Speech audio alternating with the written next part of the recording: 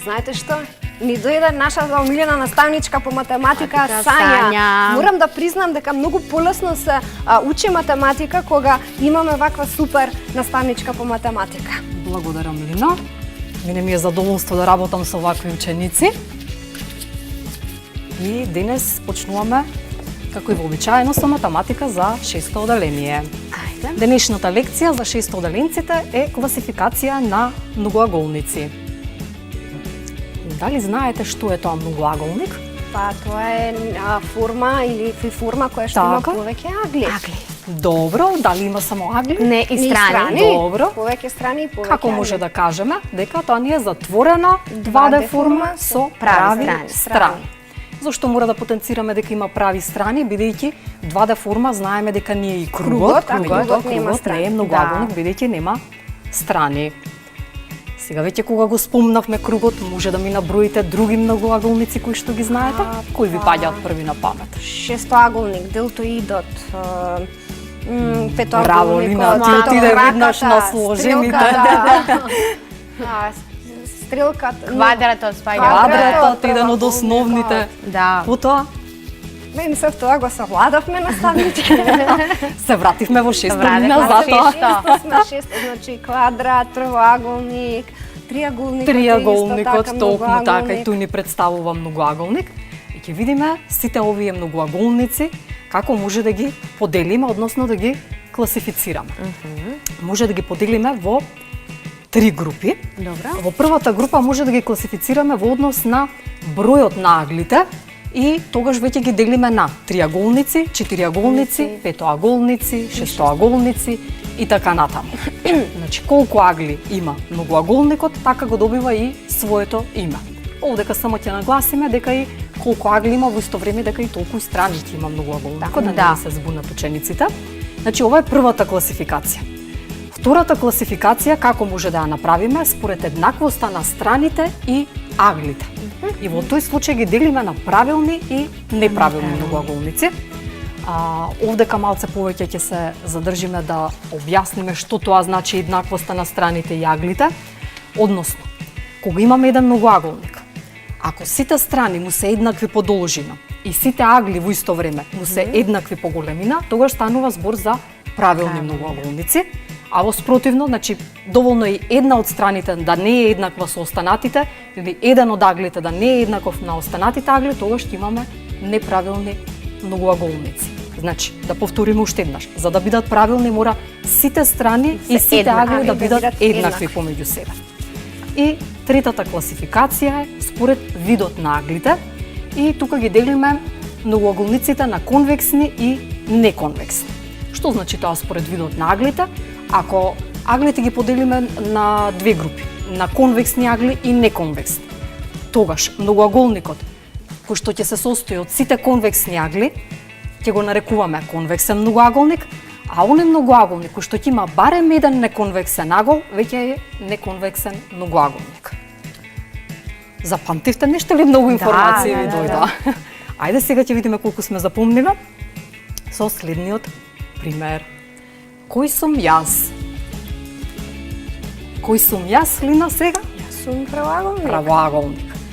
Ајде сега да се обидеме според оние класификации да го сместиме правоаголникот каде би ни спаѓал.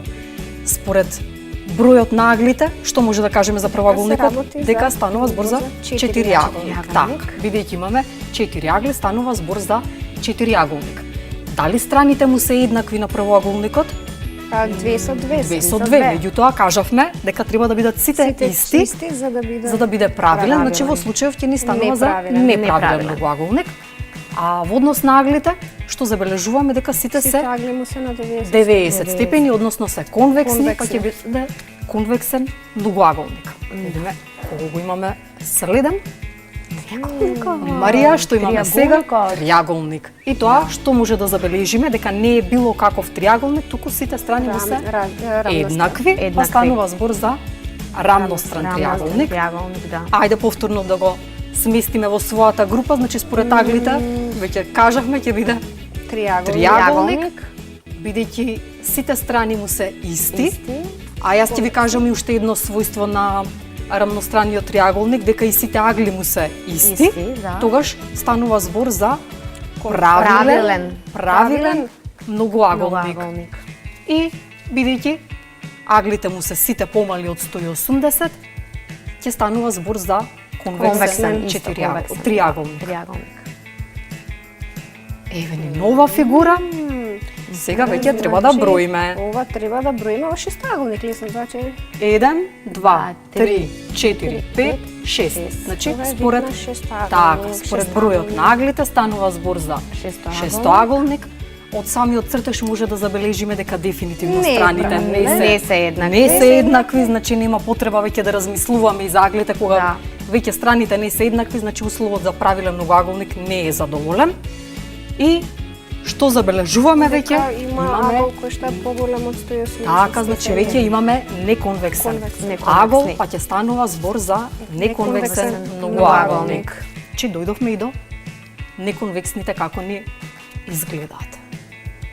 Овдека имаме повторно еден четириаголник, бидејќи денес нема да им ги откриваме имињата на последните видови четириаголници, тоа ќе го ставиме за следниот час, значи доволно е само да кажеме сега дека е четириаголник, бидејќи забележуваме дека има 4 агли. Потоа, што може да забележиме? Страните му се 2 со 2, што значи дека не е правилен. Исто така и аглите му се со различна големина, исто значи дека не е како правилен, но и дека се помали од 180 се конвексни. Станува збор за конвексен четириаголник. Ова е еден ваков многоаголник, ајде да го аголник. Така, ако почнеме да ги броиме, значи 1, 2, 3, 4, 5, 6, 7, 8, 9, 10. И другите му се придружија пред време. И се е неправилно кај него. 10-аголник имаме, веднаш се забележува дека страните дефинитивно не се еднакви. Значи нема да имаме правилен, туку неправилен многоаголник. Имаме неконвексни агли и ќе биде неконвексен многоаголник. И овој овдека што избрза да му се придружи на 10-аголникот е рамнокрак. Ете така, сега имаме рамнокрак триаголник. Тоа веќе ни значи дека според аглите е триаголник, но веќе не е правилен како што беше претходниот случај. Туку ќе имаме сега неправилен, бидејќи третата страна не е еднаква. Во однос на аглите забележуваме дека е конвексен и до триаголникот го имаме коголина. Петоаголникот. До триаголникот го имаме петоаголникот. Што може да забележиме?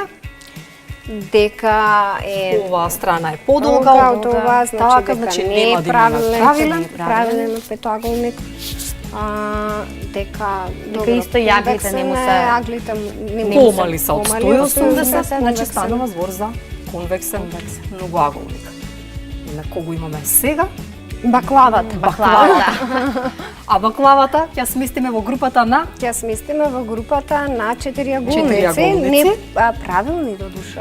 Ова се 4 исти страни, но што треба да внимаваме сега? Се аглите не се за да биде правилно. Еве малце да ве збунам. Значи страните затоа треба сите услови да ги проверуваме. Значи страните се еднакви, но може и аглите да бидат еднакви, а што забележуваме овде имаме тапагол, а тука имаме остар агол. Значи веќе немаме еднакви агли, па нема да ни биде правилен. Но затоа ќе биде конвексен затоа што се помалку од 180. Уште кого имаме тука? И ова исто имаме еден четириаголник кој што не е правилен, кој што аглите му се различни, а сепак конвексен. Така.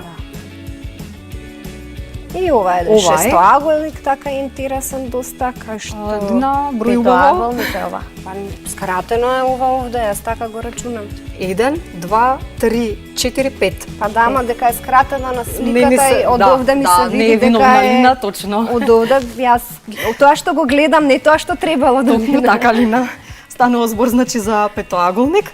Веднаш забележуваме дека страните му се различни, значи нема да биде правилен, но ќе биде конвексен. Ова е Четириаголник. И тоа кој четириаголник, квадратот, а за него знаеме дека Тоа е Дека правилен бидејќи сите страни се со еднаква должина и сите агли му се по 90 степени, па затоа ќе биде правилен многоаголник. Да. И во исто време ќе биде и конвексен. Еве ни уште една фигура, еден песочен часовник. Часовник, да. Лина, сега ќе изброиме колку се. Па 6. Така, 1, 2, 3, 4, 5, 6. Значи станува збор за шестоаголник, Кој што е неправилен. кој што е, браво Марија, неправилен бидејќи имаме неконвексни агли. И да, и кој што на различни по големина и заради неконвексните имаме и ќе го кажеме дека е во групата на неконвексни многоаголници и да. неправилни. Сега овде Исто кај имаме имаме овде Шестоаголник, но во исти му се страните исти му по се должина страните, да. и овде ќе ви кажеме дека и аглите се исти, значи станува збор за правилен. правилен многоаголник, шестоаголник. односно правилен шестоаголник и ќе спаѓа во групата на конвексни, бидејќи немаме повеќе од 180 степени кај ниеден од аглите. Еве ни уште една фигура, овде кај имаме Петоаголник. повторно петоаголник, но за разлика од овој овдека петоаголник, сега гледаме дека обратно е завртен врвот што беше навнатре. Неконвексен заради Така, затоа аголот сега што овој е ќе биде неконвексен многоаголник.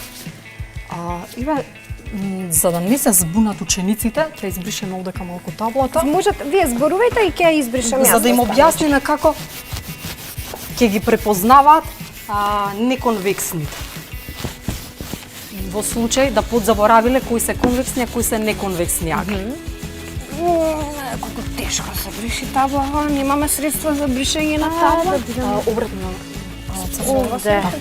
Па вака полесно се бриши. Се гледа кој е наставник. Немаме средства, Лина. Извинете, Добро, само добро, да завршам, супер. да биде спремна. Супер е. Спремна е наставничке. И вака.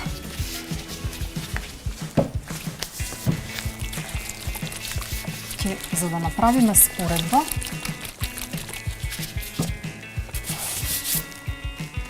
значи и тука имаме петоаголник и тука имаме петоаголник.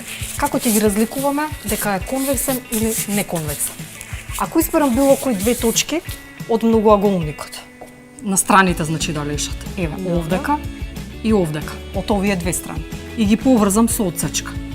Еве отсечката. Ако изберам друга точка овде, еве тука, еве и ова, овде ако избереме, што може да забележите каде лежат отсечките?